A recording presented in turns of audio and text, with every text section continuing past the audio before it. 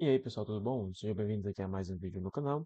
No vídeo de hoje, a gente vai falar sobre o fundo de investimento VGHF11, que é o fundo de investimento da gestora Valora, né? E esse ticker aqui é um hedge fund com o objetivo de investir em ativos bem amplos, certo? Uma gama bem grande de ativos ele pode investir.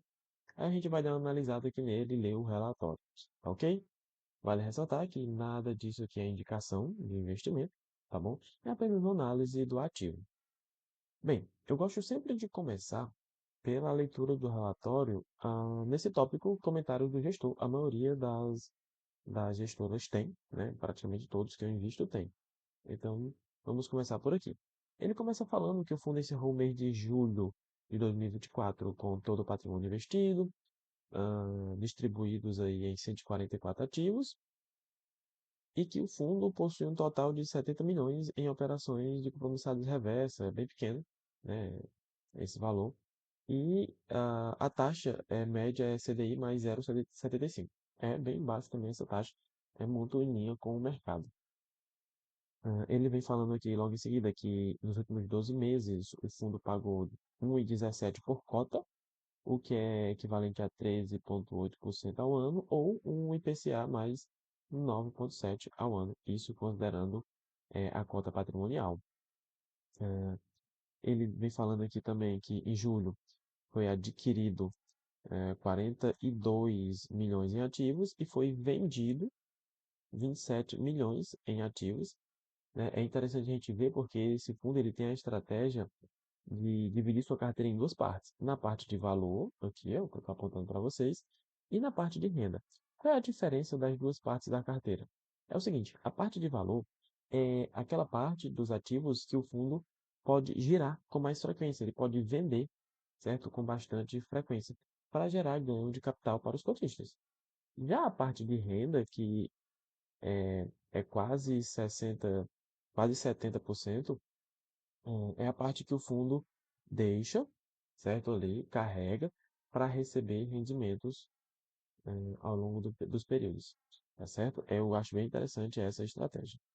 Aí ele vem falando aqui que o movimento mais importante foi, ao longo do mês, foi dentro da carteira de CRI, com uma compra de 25 milhões, e a carteira de CRI passou a representar 60% do total de ativos do fundo versus 57 ao mês anterior, o que é interessante porque boa parte desses CRIs estão atrelados ao CDI, e isso mostra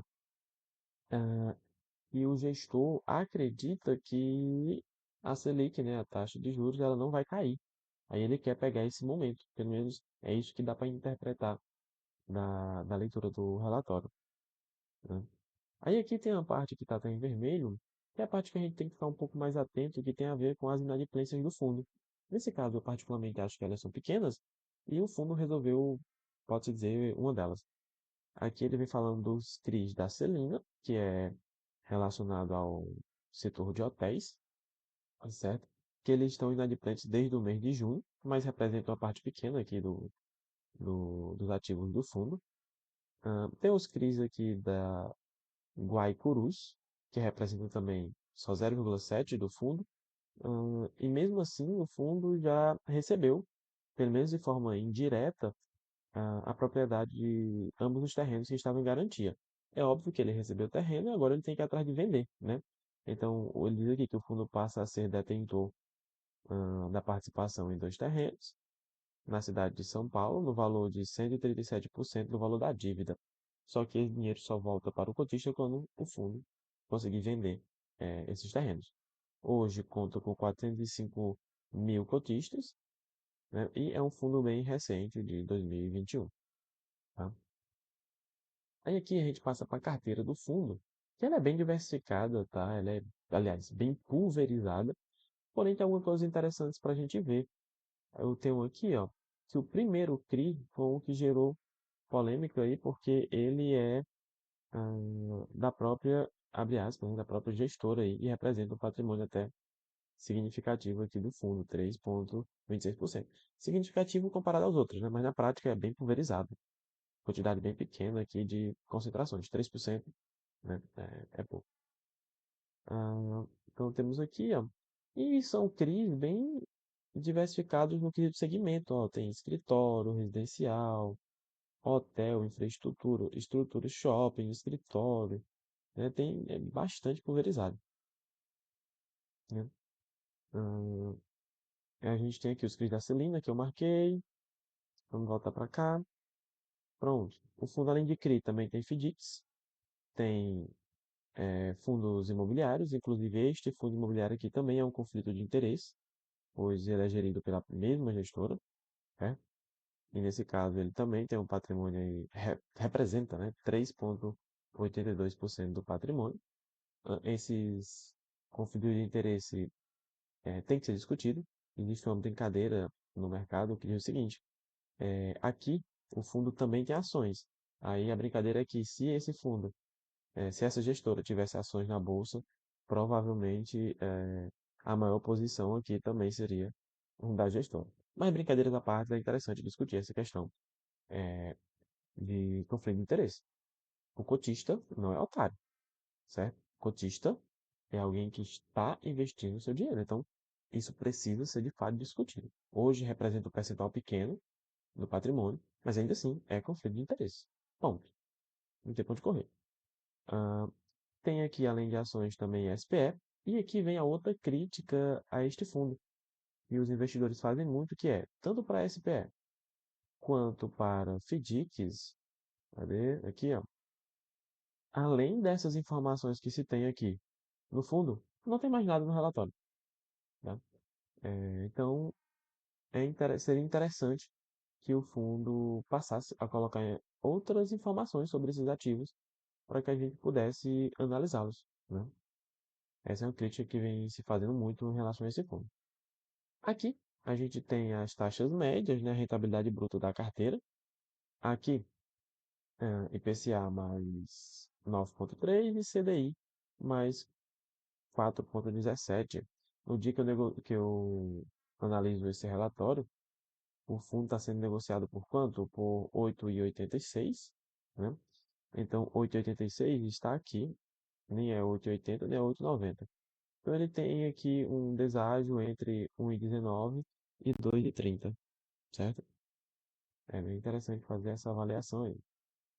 Aí aqui, gente, é uma coisa que eu preciso discutir com vocês, que é em relação ao fundo pagar 9 centavos de dividendo, tá? Olha só, vamos analisar aqui, né, os resultados do fundo. Ele teve em julho um resultado aqui de 16 milhões, né, que vieram de onde? Principalmente aqui, certo? Dos CRIs, debêntures, FDICs, fundos imobiliários, ações, SPE, principalmente daí. Mas também teve algumas negociações do fundo. Hum, e teve aqui ativos em liquidez, né, que geraram aí algum lucro. Só que olha só, o fundo teve a despesa de 2,2 milhões, vou arredondar para 2 milhões aqui. Quando ele paga essas despesas, sobrou aqui o equivalente a 14,63 para ser distribuído, né, que é passivo de distribuição. Se a gente analisar o resultado anterior, também foi 14,4 milhões. No anterior, foi 16,5 milhões. E perceba que a distribuição total nos 3 meses, tanto aqui, quanto aqui, quanto aqui, foi o mesmo valor. O que isso nos indica? Que para pagar 9 centavos, ele precisa ter no mínimo, certo? Um resultado de 14 milhões 824 mil. 14 milhões 824 mil 951. Qualquer coisa abaixo disso, ele não consegue pagar 9 centavos de dividendo. Então, já que esse mês aqui ele não conseguiu arrecadar os 14 milhões 824, de onde veio esse valor a mais aqui, ó? Porque ele conseguiu 14,063. Só que ele distribuiu 14,824 para bater os 9 centavos. Ele acrescentou 761 milhões. Veio de onde? Veio do resultado acumulado de períodos anteriores. Então, o fundo tem essa estratégia. Quando ele bate a mais, né, quando ele consegue resultado a mais, ele guarda esse resultado a mais, certo? Para distribuir sempre que ele tem um resultado menor. A pergunta fica: será que ele vai ter acumulado suficiente para continuar pagando esses 9 centavos, porque se ele continuar corriqueiramente tendo resultado abaixo dos 14.824.000, ele vai pagar menos de 9 centavos, inevitavelmente. Eu não acho, tá? Eu não acho que ele vai pagar, que vai continuar pagando.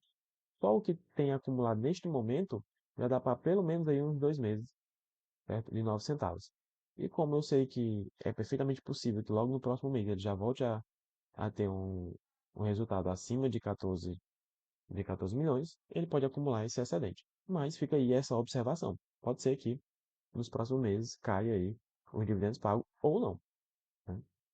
Depende aí da análise de cada um. Aqui a gente pode ver, vamos passar bem rápido, né? A gente pode ver que a maior parte dos ativos estão em CRI aqui, 60,4%, mas também tem fundos imobiliários aqui, 34%, certo? Aí SPF, GIC, ação, já falei sobre eles. A gente vê aqui que atrelado ao IPCA e ao CDI, né? Sendo que ao CDI aqui a gente tem 39% da carteira, certo? Descendo aqui tem aquela parte que eu falei do valor e da renda. Valor é aquilo que ele gira, que ele negocia, né, para trazer ganho de capital. E renda é aquilo que ele deixa na carteira, carrega para trazer rentabilidade, tá? A gente vê aqui que os CRIs é o principal instrumento usado aqui na parte de renda. É o que faz sentido. Descendo aqui a gente vê as movimentações, tanto de compra quanto de venda. Depois é importante dar uma analisada. A gente vê aqui que fundos imobiliários, ele praticamente vendeu boa parte deles, né? Trabalhou mais aqui na casa das vendas, tá? Ah, e pessoal, acho que é isso. Aqui a gente tem o detalhamento dos CRIs, certo? Dos ativos. É bom dar uma olhadinha depois. Bem, pessoal, é isso, tá? É um fundo interessante, mas ele tem aqui alguns riscos. O que que eu vejo de, de risco nele? Bom, o principal é o fato dessa questão do conflito de interesse, né? Esse histórico de conflito de interesse que não é legal. E essa falta de transparência para alguns ativos, como eu expliquei aqui, né? Falta explicar um pouco mais sobre esses ativos aqui. Eu acho que isso é importante para um investidor. Fora isso, né? Faça sua própria análise e veja se esse fundo faz ou não juiz ao que as pessoas falam dele. E faça seu próprio julgamento. Valeu, até a próxima. Fui.